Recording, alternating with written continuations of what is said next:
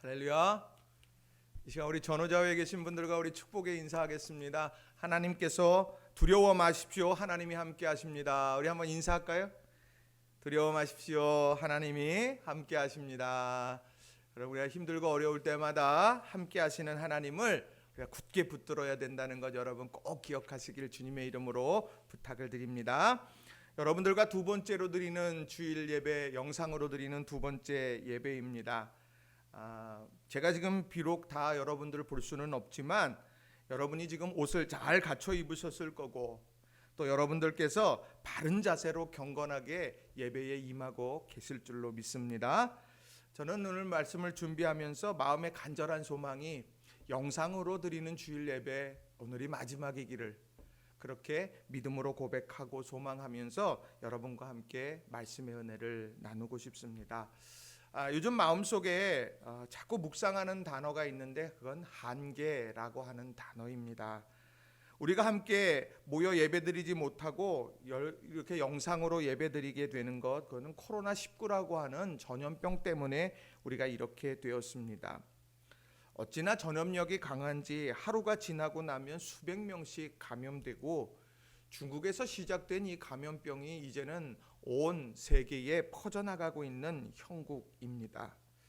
그래서 확진자가 지나간 자리를 찾아서 소독하고 또 일시적으로 폐쇄하는 일들이 우리 곁에서 계속되고 있습니다. 이러한 상황에서 우리가 할 수 있는 일이 뭘까를 생각해 보면 그저 마스크를 쓰고 손을 소독하고 사람들을 잘 안 만나는 것 외에 딱히 우리가 할 수 있는 일들이 없더라는 겁니다. 우리의 한계지요.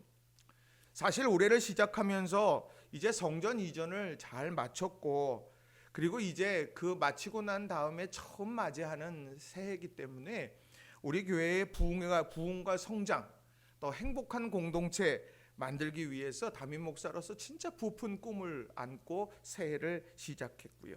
또 여러 가지 계획을 세우면서 이렇게 해야 되겠다라는 그런 기대도 많이 가지고 있었습니다. 그런데 이 코로나19 앞에서 모든 것이 다 멈춰져 버렸습니다. 이 통해서 모든 것 사람이 자기의 길을 계획할지라도 그 걸음을 인도하시는 분은 여호와 하나님이구나 라고 하는 말씀을 다시 한번 아멘하지 않을 수 없었습니다. 저 자신의 한계를 다시 한번 경험하게 되는 거죠. 그런데 이런 여러 가지 한계를 우리의 삶 속에서 느끼게 될 때 우리가 과연 어떻게 생각하고 있느냐라고 하는 거예요. 저는 가장 절망에 빠질 수 있었던 야곱, 그러나 그 야곱의 삶 속에 하나님이 개입하셔서 그의 삶을 절망 속에서 새로운 기대와 소망으로 바꾸어 가시는 역사, 오늘 그 역사를 본문의 말씀을 중심으로 여러분들과 좀 함께 나누고 싶습니다. 자, 오늘 본문에 나오는 야곱의 모습은 어떻습니까? 오늘 이 야곱의 모습을 성경에서는 10절에 보면 이렇게 말합니다. 야곱이 브엘세바를 떠나 하란으로 향하여 가더니 이렇게 말하고 있습니다. 브엘세바라고 하는 곳을 떠나고 하란이라고 하는 곳을 향해서 가고 있는 거죠. 브엘세바는 어떤 곳입니까? 자기가 태어나 자라고 자기의 삶 속에 자신의 성장의 모판이 되어졌고 울타리가 되어진 가정의 품이 아닙니까? 그곳에 있으면 자기는 어떻게 살지 고민할 필요가 없습니다. 아버지 어머니가 있고 형제가 있어요. 그 안에서 난 잘 자라날 수가 있었습니다. 그런데 그곳을 이제 떠나게 됩니다. 지금 그가 가고 있는 곳은 하란입니다. 지금 자기가 가고 싶어 가는 곳이 아니라 이 죽음의 위기, 형이 자기를 죽이려고 하는 이 위기 앞에서 살아남기 위해서 어쩔 수 없이 도피해야만 하는 그런 귀향지와 같은 곳입니다. 가본 적도 없습니다. 그런데 그곳으로 지금 터벅터벅 가고 있다라고 하는 겁니다. 한 걸음 한 걸음 내어디딜 때마다 기쁨이 가득한 발걸음이 아니라 내가 저기 가서 어떻게 살까? 아이고 빨리 돌아와야 될 텐데 내가 왜 이 길을 갈까? 아마 그런 생각을 많이 하지 않았을까요? 그의 마음에는 얼마나 허탈했겠습니까? 아버지의 축복 기도를 받으려고 그렇게 했었는데 축복 기도를 받고 나서 내가 축복의 주인공이 돼서 모든 것이 다 풀리고 정말 행복할 줄 알았는데 도리어 아버지의 축복 기도를 받고 나서는 결국에는 기대와 다르게 도망쳐야만 되는 신세가 되어버렸어요. 아니 이게 축복이라고 하면 나이가 안 받았을 텐데 아마 자괴감이 밀려들었을지도 모릅니다. 외삼촌 라반의 집, 그 집으로 떠나는 야곱은요, 사실은요 수십 년 동안 그곳에 있을 생각이 없었습니다. 자, 오늘 창세기 27장 44절에 보면 몇 날 동안 피해 있으려고 갔던 거예요. 그곳에서 잠시 소나기만 좀 피하자, 그렇게 하면서 갔는데 결국에는 레아와 라헬을 얻기까지 14년 이상을 그곳에서 머물면서 그가 살아가게 되어졌다는 거예요. 자기의 기대와는 정말 자기가 어떻게 될지 모른 채 가는 가장 연약한 인간의 모습일 거라는 거죠. 브엘세바를 떠나 하란으로 가는 그의 인생은요, 지금이요 자신의 기대와는 다르게 무너져버린 그런 아픔, 그리고 자기가 어떻게 될지도 모르는 인생의 불확실성에 대한 막연함, 이런 것들 때문에 절망의 발걸음으로 한 걸음 한 걸음 가고 있다는 겁니다. 브엘세바를 떠나 하란으로 가는 여정이 우리의 인생길과 뭐 별반 다르겠습니까? 코로나19라는 엄청난 위협 속에서 교회마다 영상으로 주일 예배를 드리는 초유의 사태가 발생하고 있습니다.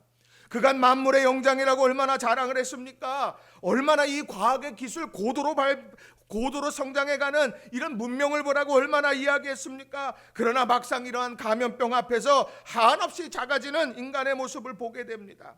거창한 계획 세우고 큰 일을 감당할 것이라 다짐하지만 결국에 한 걸음도 나가지 못하는 모습을 보게 되더라는 거예요. 그래서 어찌 보면 이 브엘세바를 떠나 하란으로 가는 여정, 그리고 오늘 우리의 삶 속의 생각과 다르게 펼쳐져 가는 이런 모든 삶의 모습은 인생의 광야길이다 라고 그렇게 설명할 수 있을 거예요. 그 인생의 광야길을 지나고 그 인생의 광야길을 한 걸음 한 걸음 걸어갈 때 우리는 어떻게 해야 될까? 인생의 광야길은 길어요. 그 인생의 광야길을 길고, 그래서 내가 연약하기 때문에 포기하나요? 내가 연약하기 때문에 주저앉고 내가 걷지 않나요? 아니에요. 광야길은 걸어야 젖과 꿀이 흐르는 땅을 만나게 되는 거지요. 그렇다고 하면 내가 그 광야길을 걸어갈 때 중요하게 생각해야 되는 것이 있는데, 그게 뭐냐? 저는 오늘 야곱이 경험한 베델 체험이다, 이렇게 생각을 합니다. 절망의 한복판에서 하나님이 여기 계시는구나.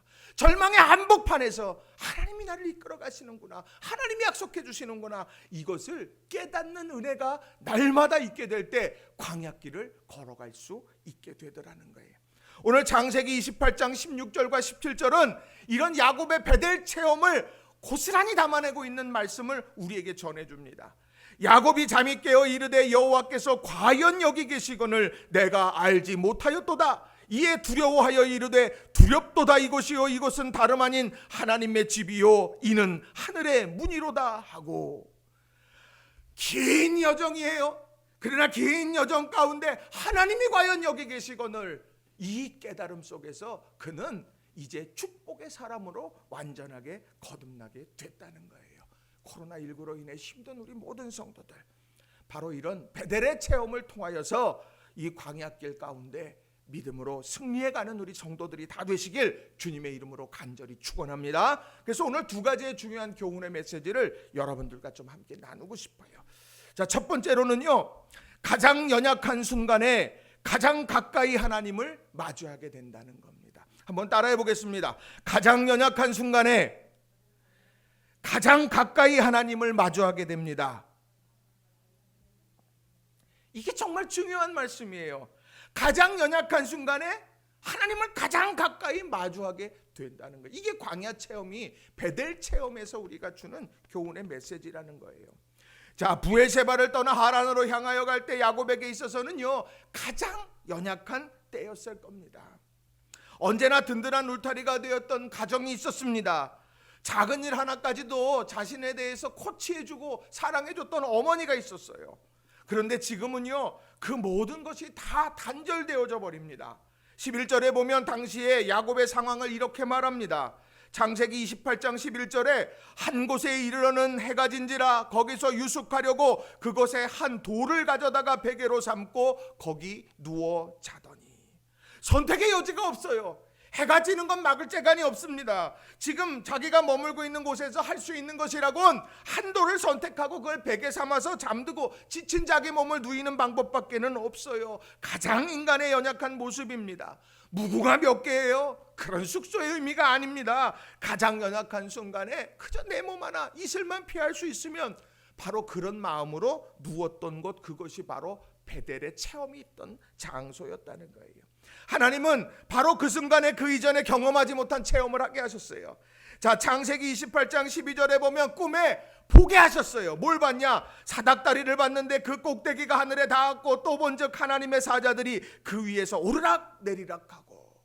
지금 야곱의 인생은 한마디로 보면 단절입니다.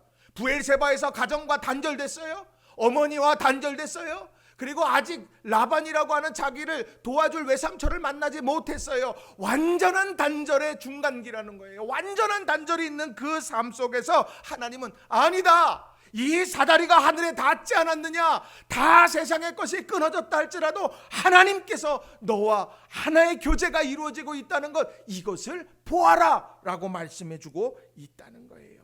그 위에 지금 하나님의 사자들이 오르락내리락 하고 있는 거예요. 이건 뭡니까? 역사가 움직여지고 하나님의 일이 이루어지고 있다는 것을 이야기하고 있다는 거예요. 얼마나 큰 위로가 되겠어요.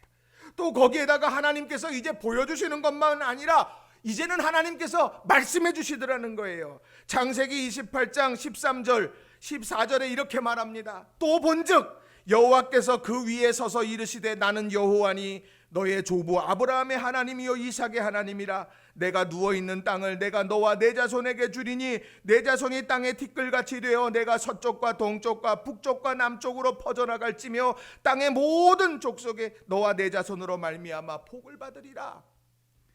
지금 야곱의 마음이 어떻겠습니까? 아니, 아버지 속여가지고 내가 형 속이고 그래가지고 내가 축복기도 받았는데 아이고, 축복이 이거야?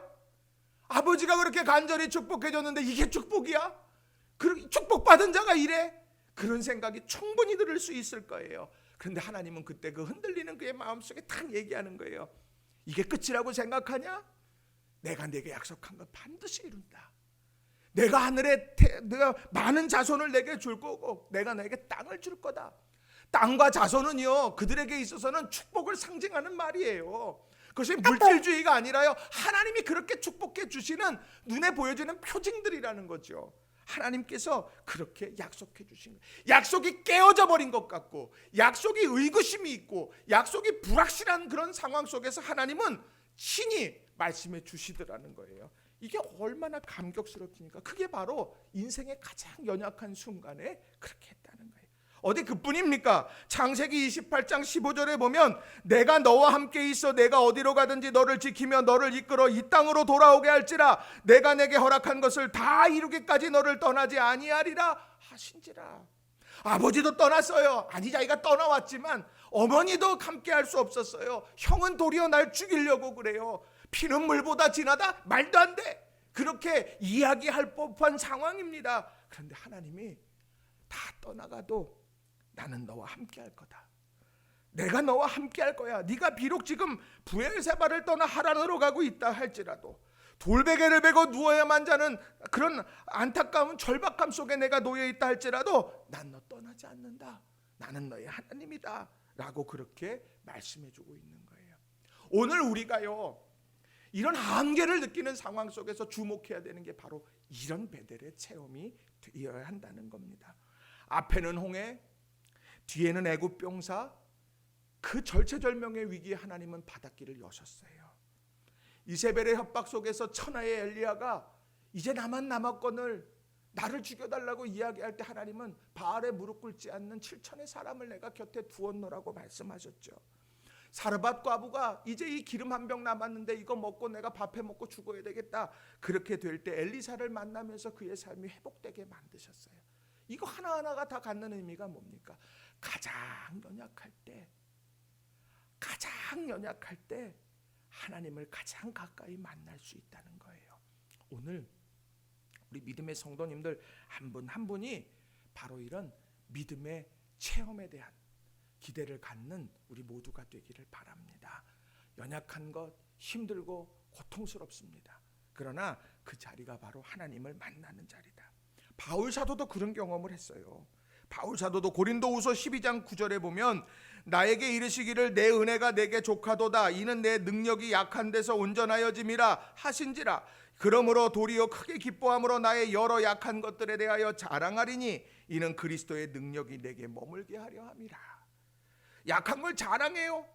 그런데 그 약점 속에 그리스도의 능력이 임한다고 하는 것을 알고 있기 때문에 가장 연약한 순간에 하나님의 능력을 가장 가까이 경험할 수 있다는 사실을 알고 있는 바울 사도의 고백이 된다라고 하는 겁니다. 코로나19 해결될 거예요. 이 문제를 놓고 기도하는 사람이 몇이며 이 문제를 놓고 힘을 모으는 국민이 몇이며 최선을 다하고 있지 않습니까? 그런데 이 순간 지날 때 우리가 가슴속에 잊지 말아야 돼요. 우리는 연약한 존재고 그 연약한 존재 속에서 일상의 모든 것이 감사다. 형식적인 주일 성수, 주일이니까 내가 이 시간 집에 교회 가야지가 아니라 그 사모하는 마음으로 예배의 자리를 사모하며 나오는 그런 주일 성수에 대한 사모함도 더 갖게 될 거예요. 우리가 예배 드리는 것이 얼마나 감격스러운 건가. 오늘 이 연약함 속에서 가장 가까이 하나님을 만나는 축복이 우리 모두에게 있기를 주님의 이름으로 축원합니다. 두 번째로는요, 하나님은 가장 선한 길로 이끌어 가신다는 거예요. 한번 따라해 보겠습니다. 하나님은 가장 선한 길로 이끌어 가실 것입니다. 아멘. 우리 중요한 거예요. 하나님은 가장 선한 길로 이끌어 가실 겁니다. 지금 브엘세바를 떠나서 하란으로 가는 야곱, 돌베개를 베고 자야 되는 야곱, 그가 무슨 꿈을 꾸겠습니까? 인생의 패배자처럼 느끼지 않겠어요? 여기서 아무것도 할 수 없을 것 같아요. 그런데 하나님은 그 베델 체험을 통해서 딱 말씀하신 게 뭐냐? 걱정하지 마라. 내가 가장 선한 길로 너를 이끌어 갈 거라는 거예요. 2주 동안이나 우리 성도님들을 이렇게 못 뵈니까 요즘 정말 힘들어요. 막 꿈에서 막 우리 성도님들이 막 나타납니다. 막 나타나가지고 이렇게 보면 너무너무 이렇게 반갑고 카톡 하나 이렇게 서로 주고받으면은 얼마나 막 가슴이 막 메어지는지 몰라요. 텅 빈 성전에 앉아서 이제 출근해서는 기도하다 보면 마음이 울컥하기를 이제 반복합니다. 그러던 차에 지난 주간에 한 성도님께서 제게 카톡을 딱 보내주셨어요. 목사님 잘 지내시죠? 그렇게 하시면서 성경 타자를 치는데 구약을 완타했다, 이런 기쁨의 소식을 제게 이렇게 전해주시고 이제 신약 성경을 또 다시 타자를 하게 됩니다, 이런 이야기를 이제 전해주셨어요. 그 소식도 감사한데 이 어려운 시기에 그저 두려움에 빠져 아무것도 못하는 것이 아니라 그 가운데에서 이렇게 타자를 치고 계신다는 거, 이게 너무너무 마음에 감사가 되더라고요. 또 어떤 성도님은 또 제게 그러더라고요. 목사님, 이제 코로나 끝나면 우리 교인들이 한번 활력 있게 일어날 수 있는 프로그램 한번 해야 되겠어요. 이게 너무 처져 있어서 안 되겠어요. 라고 그렇게 이야기하면서 저에게 이렇게 아주 기분을 아주 업시켜 주시는 그런 분들도 있었습니다. 저는요, 이런 부분들이 우리에게 갖는 신앙인의 모습이지 않을까 생각해요. 여러분들, 우리 교회에 박은비라고, 우리 교회 아주 이쁜 우리 공주님이잖아요. 그 박은비 그 어머니가요, 동영상을 하나 이제 아내에게 보내줬는데 제가 그 동영상을 이렇게 같이 봤어요. 그걸 보면서 제가 너무너무 막 혼자 흥분하는 거예요. 당신은 사랑받기 위해 태어난 사람, 그러면서 뭐 노래를 부르는데 정말 그냥 최선을 다해서 노래를 불러요. 당신은 사랑받기 위해 태어난 사람 부르는데 그게 환청으로 들려요. 당신은 사랑받기 위해 태어난 사람이 아니라 당신은 살아남기 위해 태어난 사람이라고 막 그게 이렇게 들리는데, 정말 이 은비 너무너무 정말 주님께서 이 은비를 통해서 이렇게 우리에게 귀한 말씀 주시는구나 라고 생각이 들 정도였어요. 힘이 되더라고요. 저는요, 오늘 이 코로나19 이 가운데서 하나님은 우리에게 깨달음을 주실 거고 또 하나님은 우리 이것을 가장 선하게 이끌어 가실 겁니다. 왜요? 우리가 하나님을 굳게 붙드는 한. 여러분, 이런 믿음의 삶을 다시 한번 결단하는 시간들이 되시기를 바랍니다. 우리의 연약함을 깨닫게 되더라고요. 코로나19. 또 일상이 얼마나 소중한가, 감사의 제목인가도 생각하게 되고요. 함께 예배하고 같이 식사하고 얼굴 마주대하며 이야기하는 게 얼마나 큰 축복인가 그것을 다시 한번 고백하게 됐어요. 그리고 우리 서로가 얼마나 소중한 존재고 그리운 존재인가를 또 한번 경험하게 되더라는 거예요. 그래서 그런지 이 이후가 더 기대가 됩니다. 하나님은 언제나 우리를 선한 길로 이끌어 가실 것이기 때문이라는 거예요. 이런 깨달음이 야곱에게 있었던 거예요. 16절에 보면 야곱의 고백이 나오죠. 야곱이 잠이 깨어 이르되 여호와께서 과연 여기 계시거늘 내가 알지 못하였도다. 내가 알지 못했는데 그걸 깨달은 거예요. 내가 여기가 종착점인 줄 알았는데 아니더라는 거예요. 여기가 실패한 자리인 줄 알았는데 아니더라는 거예요. 내가 하나님께서 내게 지혜와 계시의 영으로 부어주셔서 내가 보게 되니까 다르더라는 거예요. 알게 되니까 다르게 보여지더라는 거예요. 바로 오늘 보여지는 대로 판단하는 게 아니라 하나님이 우리에게 들려주시는 대로 우리는 판단하는 거죠. 오늘 우리 공기, 산소 보여지지 않을 때 사람들은요 이거 인정하지 않았어요. 근데 존재하죠. 부모님의 사랑 보여지지 않아요. 그런데 우리는 그것의 존재를 알고 있다라고 하는 거예요. 내가 보지 못해도 존재해요. 중요한 건 내가 깨달아야 되는 거예요. 우리가 깨달아야 될 가장 중요한 건 하나님은 언제나 우리를 가장 선하게 이끌어 가신다는 거예요. 여러분 이걸 굳게 믿으시길 주님의 이름으로 축원합니다. 이런 얘기가 열왕기하 6장에 나오죠. 도단성에 이렇게 엘리사와 사환이 있는데요. 아람 왕이요 이 엘리사 때문에 도저히 내가 저 이스라엘을 못 치겠어. 그래서 밤사이에 군대를 보낸 거예요. 그 아침에 일어났더니 사환이 기지개를 펴고 그 폈더니 거기에 그냥 벌떼처럼 구름대처럼 이제 많은 이제 아람의 병사들이 진치고 있는 거예요. 두려워요. 그래서 그가 두려워서 어떡하지? 그러면서 탄식합니다. 그 열왕기하 6장 15절이에요. 내 주여 우리가 어찌하오리까 이거예요. 내가 어찌하오리까? 내가 할 수 있는 게 없습니다. 이렇게 이야기하는 거예요. 맞아요. 안 틀려요. 분명해요. 내가 할 수 있는 거 없어요. 그런데 엘리사가 이렇게 말하죠. 열왕기하 6장 16절 17절에 대답하되 두려워하지 말라. 우리와 함께한 자가 그들과 함께한 자보다 많으니라 하고. 우리와 함께한 자, 내가 할 수 있는 것이 없지만 우리와 함께한 자가 있다는 것을 엘리사는 알아요. 그리고 나서 17절에 뭐라고 말하냐? 기도하여 이르되 여호와여 원하건대 그의 눈을 열어서 보게 하옵소서 하니 여호와께서 그 청년의 눈을 여심해 그가 보니 불말과 불병거가 산에 가득하여 엘리사를 둘렸더라. 우리가 아침에 나와가지고 온통 아람의 군대가 우리를 휩싸고 있는 것 같은 상황에 우리는 할 수 없어요. 인정해야 돼요. 어찌하오리까? 내가 할 수 있는 게 없습니다. 근데 거기에 머무는 게 아니라 우리와 함께한 자가 많습니다. 우리와 함께한 자 하나님이 계십니다. 그 하나님을 볼 때 불말과 불병거가 우리를 둘러 진치고 있다는 것을 보게 된다는 거예요. 그것을 보게 될 때 두려움과 염려가 사라지게 된다는 거예요. 오늘 우리가 이 어려움 속에서 봐야 될 거는요, 인정할 건 인정하는 거예요. 우리가 할 수 없는 일들이 있어요. 분명히 우리가 연약하기 때문에 인정해요. 우리는 할 수 없어요. 그런데 우리와 함께한 자가 하실 일, 불말과 불병거로 진치고 보호하시고 우리를 이끌어 가시고 전능자의 그늘 아래 머무는 이들을 지키시고 인도해 주실 거라고 하는 믿음의 확신, 이것을 가지고 살아가면 된다는 거예요. 여러분, 우리는 엘리사입니까? 아니면 사환입니까? 여러분, 엘리사가 사환을 위해 기도할 때 그 청년의 눈이 열렸어요. 오늘 우리가 해야 될 건 두려움에 빠진 이들을 위해 기도하는 거예요. 주여, 불말과 불병거를 볼 수 있는 믿음의 눈을 허락해 주옵소서. 위기입니다. 그러나 위기 앞에서 하나님은 살아 역사하실 거예요. 이것을 믿음 가운데 고백하는 저와 여러분 되길 바랍니다. 말씀을 정리합니다. 저의 페북 친구분이 있습니다. 신수정 씨라는 분인데요. 이분 한 번도 좀 뵌 적이 없는데 글로 많이 만납니다. 근데 이분이 최근에 수레가 있으면 길이 난다라는 이런 글을 하나 올리셨는데 제 마음에 잔잔한 감동이 있더라고요. 조선시대에 청나라를 방문한 박지원이 깜짝 놀랐습니다. 청나라에 가봤더니 수레를 이용해서 물건을 쉽게 막 옮기더라는 거예요. 근데 당시에 조선은 어땠냐? 가마나 말을 이용해서 물건을 막 옮겼을 때라는 거죠. 많은 물자를 제때에 옮기지 못하니까 썩어버리는 문제들도 있었다는 거예요. 그래서 박지원이 돌아와서는 우리도 수레를 도입합시다 라고 이야기했는데 반대에 부딪혔습니다. 양반들이 뭐라 그랬냐면 조선의 길이 구불구불하고 산이 많고 길도 없어서 수레가 불필요합니다. 그 사람들이 막 우리나라에는 그게 필요 없어요 라고 막 이야기할 때 이 한심한 양반들에게 박지원은 이렇게 말을 했다는 거예요. 여러분, 수레가 있으면 길이 납니다. 수레가 있으면 길이 납니다.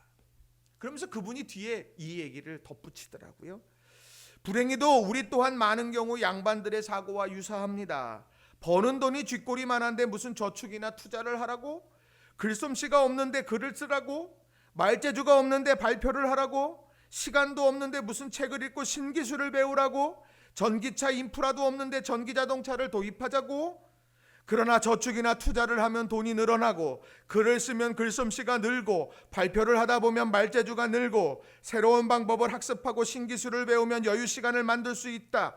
전기차를 도입하면 전기차 인프라가 생겨납니다. 현재의 상황과 환경을 핑계대며 새로운 행동이나 기술을 받아들이지 않으면 영원히 그 상황과 환경 속에 있게 됩니다. 과감히 받아들이고 새로운 가능성을 강조한다면 현재의 상황과 환경이 바뀌어질 것입니다.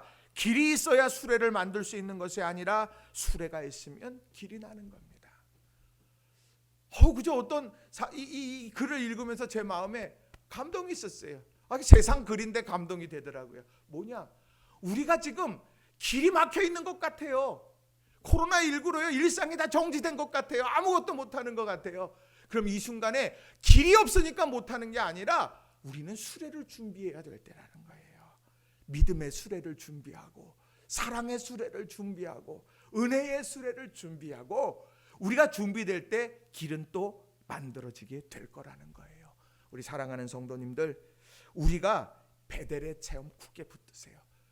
광야의 여정은 길어요. 그 광야의 길은 긴데 한순간의 정점마다 베델의 체험이 있으면 그 사람은 반드시 성공하게 된다는 겁니다. 가장 연약한 순간에 가장 강력하게 임재하시는 하나님의 은혜, 가장 불확실한 상황 속에서 우리를 선하게 이끌어 가시겠다고 약속하시는 하나님의 말씀, 이걸 붙들면서 믿음 안에 서는 저와 여러분이 다 되시길 주님의 이름으로 간절히 축원합니다. 이 시간 우리 다 함께 우리 말씀을 의지해서 기도했으면 좋겠어요. 하나님, 우리 가장 연약한 이 순간에 하나님이 함께 하실 줄로 믿습니다. 하나님, 불확실한 이 상황 속에 하나님은 선하게 이끌어 가실 줄 믿습니다. 우리 이 시간 간절한 마음으로 합심해서 기도하겠습니다. 기도하십시다.